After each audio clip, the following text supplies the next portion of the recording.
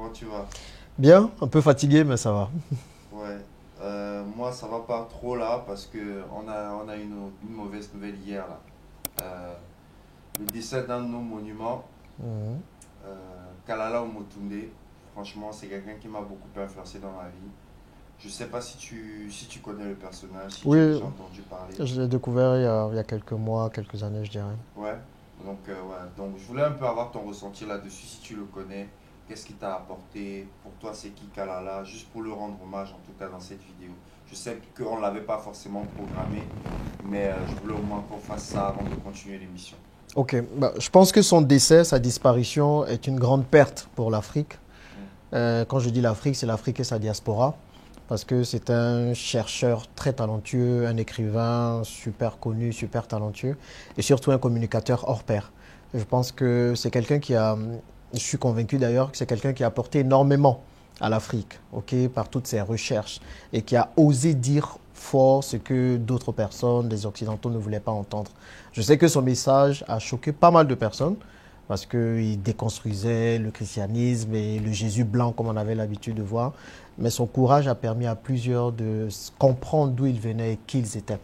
Et moi, quand je le rencontre, c'est voilà, son message à la base, c'était un peu difficile à adhérer quand je le rencontre. Je l'ai rencontré, je l'ai connu vraiment quand je me suis lancé sur YouTube parce que j'étais très loin de tout ce qui se faisait dans la francophonie à Dubaï. D'accord, J'étais ouais, vraiment dans tout ce qui est anglophone et tout, dont je ne savais pas tout ça. ok. J'ai connu énormément de personnes quand j'ai lancé YouTube.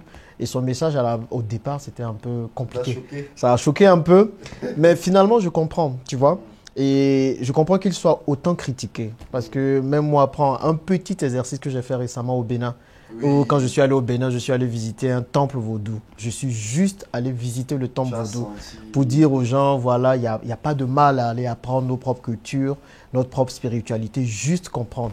Mais tu as vu la déferlante de Ouais, messages, de critiques que j'ai reçues. Tu ouais, vois, c'est donc grave. va imaginer quelqu'un qui dit aux gars, votre christianisme là, laissez tomber, mais Ouais, voilà, revenez à la spiritualité africaine parce que c'est là le départ.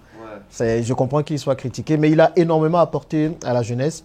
Il nous a permis, il a ouvert beaucoup de conscience et il a permis à beaucoup de se retrouver et de savoir qui ils sont. Et je pense que pour ça, il faut le saluer et vraiment toutes mes condoléances à sa famille, à ses proches, à tous ses fans, à toutes les personnes qui étaient fervents défenseurs de son message. Mais qu'est-ce Vraiment, que c'est une tu perte. retiens vraiment de l'homme, de ce décès? Est-ce qu'il y a des choses à apprendre par rapport à la communauté? Enfin, je sais pas. Oui, moi, ce que je Quelle me leçon dis, tu tires de ça? bon, la première chose, est-ce que j'ai envie de dire, est-ce qu'il aurait aimé qu'on soit en train de pleurer aujourd'hui? Ça, c'est une première question que j'ai. La Hmm. deuxième question, c'est quel est son héritage? Qu'est-ce Oui, qu'il laisse au final? d'accord. Qui va être le prochain Kalala? Ou bien qui seront les prochains? Il ne devrait même pas en avoir un. Ça, c'est la deuxième question à nous poser. Est-ce que tu penses qu'il aurait vécu plus longtemps s'il était resté en Europe? Enfin, toi aujourd'hui qui vis en Afrique, l'aspect santé, comment tu t'organises, comment tu fais? Quand tu entends ce genre de décès, 55 ans, on en a qui meurent à 40 ans, souvent même à 30 ans. Donc, comment toi tu t'organises pour être toujours... Moi, je dis, il faut dire que la santé est très négligée aussi en Afrique. Oui, Même pas les questions des hôpitaux et tout ça, c'est que la santé normale est très négligée parce qu'il y a des gestes au quotidien qu'il faut faire pour être en bonne santé. mm, Et tu vas te rendre compte qu'ici, on se dit, bah, on mange du cholestérol, on mange bien, on mange beaucoup d'huile. c'est Quand vrai. voilà, on mange beaucoup La d'huile, on l'a loco, tout ça. locaux, tout ça. On fait très peu de sport aussi, surtout, Oui, et parce que beaucoup ne comprennent pas la nécessité de faire des exercices physiques et tout. Donc, mm, avant même de devoir aller à l'hôpital, pour moi, c'est des gestes au quotidien oui, qu'il va falloir mener. Et moi, ce sont ces gestes-là que j'essaie de mener. C'est-à-dire, quand je me lève le matin, un verre d'eau le matin, c'est déjà très bon pour la santé. La plupart du temps, je ne mange pas avant midi, à moins oui, que j'ai très faim. Et puis, je fais attention, j'utilise les plantes, j'utilise beaucoup d'artémisia et plein d'autres plantes qui le permettent vraiment, gingembre, voilà, de gingembre. Je bois beaucoup de gingembre, j'évite les boissons gazeuses. Tu vois. ouais. Donc, il y a des gestes qu'il faut faire au quotidien pour ne pas avoir à aller à l'hôpital. Et si je te dis, moi, ça fait 3 ans que je n'ai pas mis mes pieds à l'hôpital.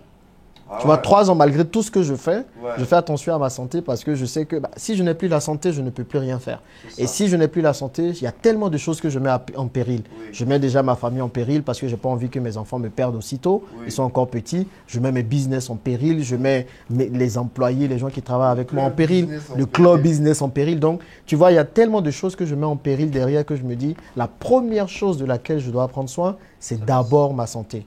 Et la santé commence par bien se nourrir et puis juste avoir de bonnes habitudes comme faire du sport, dormir assez et tout ça. Ouais. Et ça manque énormément sur le continent. Et quand on voit l'état de nos hôpitaux, j'ai envie de dire, il faudrait même qu'on investisse en amont. Tu vois, mieux vaut prévenir que guérir. Il ne faut pas attendre de tomber malade pour aller à l'hôpital, forcément. Mais tout ce qu'on peut faire avant, on le fait. Maintenant, s'il y a une maladie qui arrive, il faut prendre ses dispositions, dont avoir une assurance santé et plein d'autres choses, quoi. Ok, donc je pense que tu as résumé un peu la chose. C'est vrai que je n'avais pas vu ça sous cet angle, mais merci effectivement pour ton retour à ce sujet.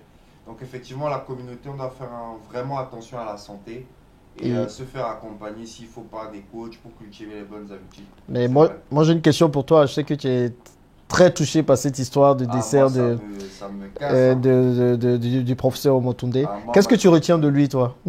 Moi, c'est quelqu'un qui m'a beaucoup impacté, qui m'a aidé dans la prise de conscience. Je pense que tout ce qui est notre nouvelle génération là, c'était vraiment lui, notre Cheikh Anta Diop, parce qu'on n'a pas connu Cheikh Anta Diop. Et franchement, c'est quelqu'un qui m'a vraiment beaucoup apporté. Beaucoup. Il n'y a même pas de mots pour décrire le travail qu'il a fait, la déconstruction. Et pareil, quand tu sors de la religion, tu as le choc, tu as la gifle, te dire, mais qui est ce prétentieux? C'est ça. Pourquoi il dit ça? Mais après, petit à petit, tu reviens. C'est comme on dit souvent, supporter Mazo. Il te choque, mais tu reviens. Il te choque, mais tu reviens encore. C'est un bon choc, en fait. C'est ça. Okay. Et petit à petit, ça déconstruit et ça ouvre certaines barrières et ça ouvre l'esprit. Et franchement, aujourd'hui, je peux lui dire merci. Et quelle est la phrase qu'il a dite qui t'a le plus choqué ou marqué, si tu t'en souviens?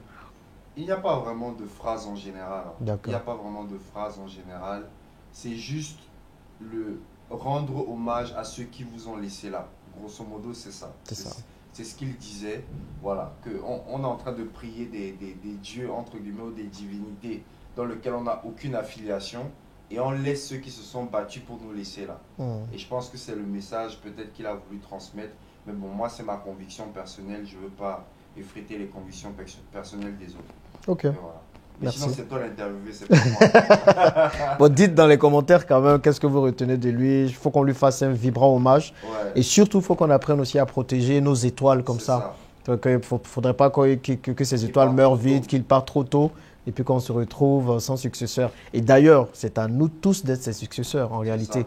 Je sais que tout le monde n'est pas d'accord avec son message, mais dans son message, forcément, il y a des bonnes choses à prendre. Donc, que chacun prenne la bonne partie de ce qu'il comprend de son message et qu'il le vulgarise à son niveau. Et surtout, allez regarder. Alors, je dis ça vraiment à tous ceux qui regardent cette vidéo. Allez écouter un de ces messages. Et quand vous allez écouter, essayez de faire tomber les œillets. De faire tomber les préjugés. C'est comme je le disais quand je fais la vidéo sur le vaudou. C'est ça, on met les organes de côté et on essaie d'avoir la raison. Ouais. Parce que même dans la religion, on peut mettre la raison. Des gens disent non, il ne faut pas essayer de comprendre, c'est comme ça. Non, essayez de comprendre. Dieu nous a aussi donné l'intelligence pour comprendre. Donc, voyez, et moi, j'écoutais j'ai envie de dire ces prédications, en quelque sorte, et ça avait du sens. Ouais. Tu vois, ça avait du sens quand il explique vraiment le rapport avec la nature, le rapport avec la forêt, qu'est-ce qu'on apprenait dans la forêt, le fait que tout soit vertical et tout dans la forêt, ce que ça voudrait dire. Et ça, c'est un enseignement qui m'avait vraiment touché de lui. Et quand on pousse un peu, quand on prend du recul, on accepte pas mal de choses. Ouais. Et il faut que les gens arrivent à écouter son message comme ça. En tout cas, merci Jean-Yves. Merci. Merci à toi. Ouais. Hommage à Kalala Omotunde et le combat continue. Exactement, merci. Le combat continue. À plus.